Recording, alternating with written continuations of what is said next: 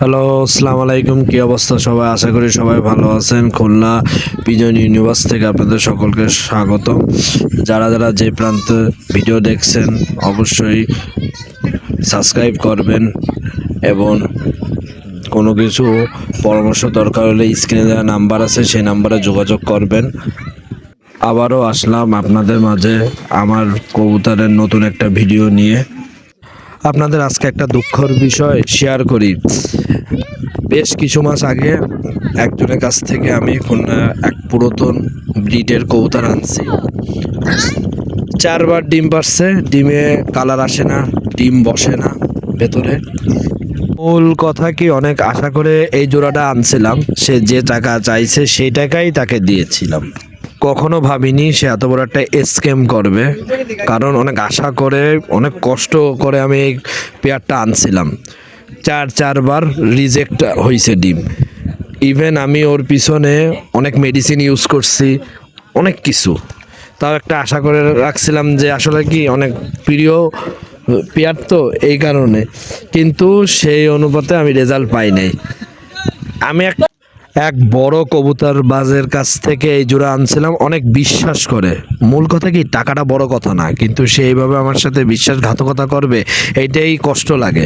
কারণ ভালো কবুতর বাজ কাছ থেকে যখন আপনি কবুতর নেবেন, যদি সে কবুতরটা খারাপ হয় তখন আপনার কেমন লাগবে। আসলে মেন কথা কি, আপনার ক্ষোভে কোন কবুতর কেমন সেটা আপনিই ভালো জানবেন, সেটা কিন্তু আমি ভালো জানবো না। কারণ আমার ক্ষোভের কবুতর আমি জানবো, আপনার খবরের কবুতর আপনি জানবেন। কিন্তু সে জেনে বুঝে যদি তার রিজেক্টওয়ালা কবুতর দেয়, তাহলে তো মনে করেন টাকা বড় কথা না, নিজের ইমেজটা নষ্ট হবে। কারণ মানুষ ইনার কাছে যদি এইভাবে প্রতারিত হয়, তাহলে মানুষ কাকে বিশ্বাস করবেন আপনারাই বলুন। বড় বড় কবুতরবাজদের কাছে মানুষ কেন কবুতর কালেক্ট করে? কারণ এদের রেজাল্ট ভালো থাকে, এই কারণে।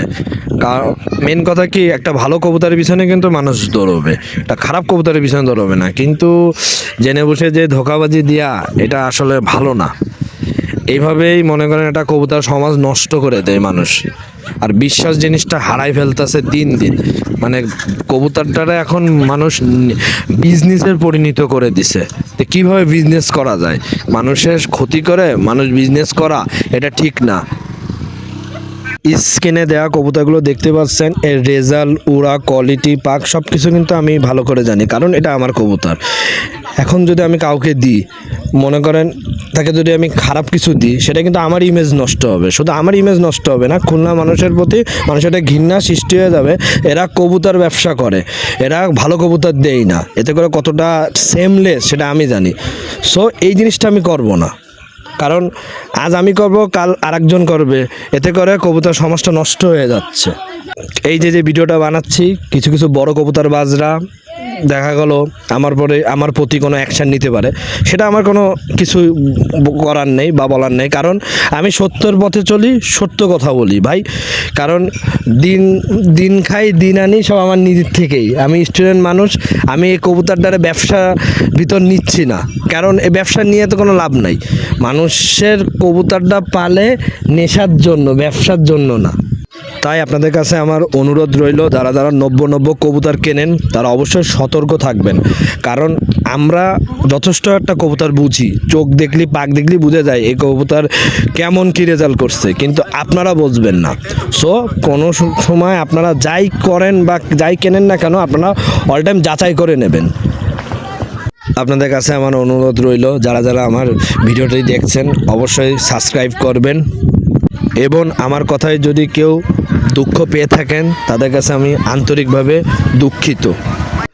আবার একটা মজার কথা কি, আমি যখন তাকে শেয়ার করলাম যে আপনার এই কবুতরগুলো এই হয়েছে, সে আমার কাছে কি, তাহলে আপনি এসে মায়া কবুতরটা চেঞ্জ করে নেন। তাহলে আপনি দেখেন যে সমস্যা তার কবুতরের মদ্দার, সে মদ্দা না চেঞ্জ করে মানে মায়াটা চেঞ্জ করে নেন। মানে এইভাবে আমাকে সে ট্র্যাপে ফেলানোর চেষ্টা করছে। ইভেন আমি মদ্দা মায়া আলাদাভাবেও চেষ্টা করছি। মাদির আলহামদুলিল্লাহ রেজাল্ট ভালো, কিন্তু মদ্দার সেই জায়গাও সেম প্রবলেম। মানে কি বলবো ভাই, কিছু বলার নেই। আজকে আমার কষ্টটা আপনাদের কাছে শেয়ার করলাম যে আমারও আমার মতন আপনাদেরও কি এরকম হয়েছে কি না আমার কমেন্টের মাধ্যমে জানাবেন।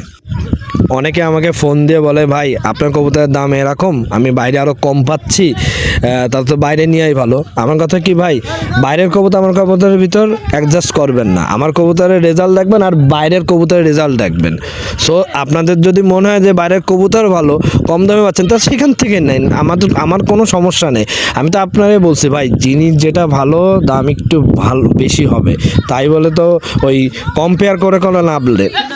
কারণ আমার কাছে রেজাল্টওয়ালা কবুতর আছে ভাই, আর বাইরে কি আছে সেটা আমি জানি না। বাইরে তো আজকাল তো অনেক কিছুই পাওয়া যায়, কিন্তু আপনারা রিয়েল আর ফেক এই জিনিসটা তফাৎ বুঝে তারপর জিনিস কবুতর কিনবেন।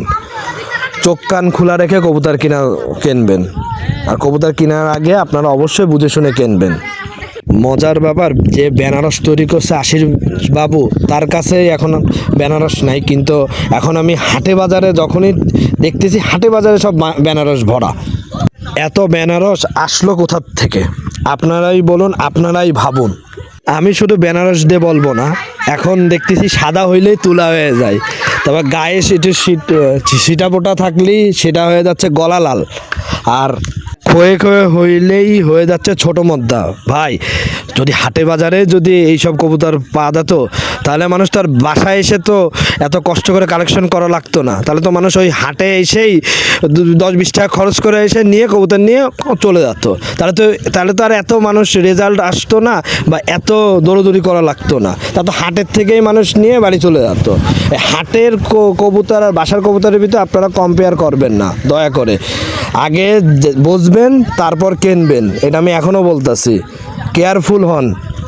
আপনাদের কাছে আমার একটা প্রশ্ন, যে আপনি আপনার খোপের সেরা কবুতর কি আপনি হাটে বাজারে বিক্রি করবেন, কিংবা হাটে বাজার থেকে কি সেরা সেরা কবুতর পাওয়া যাবে? আপনি নিজে কাছে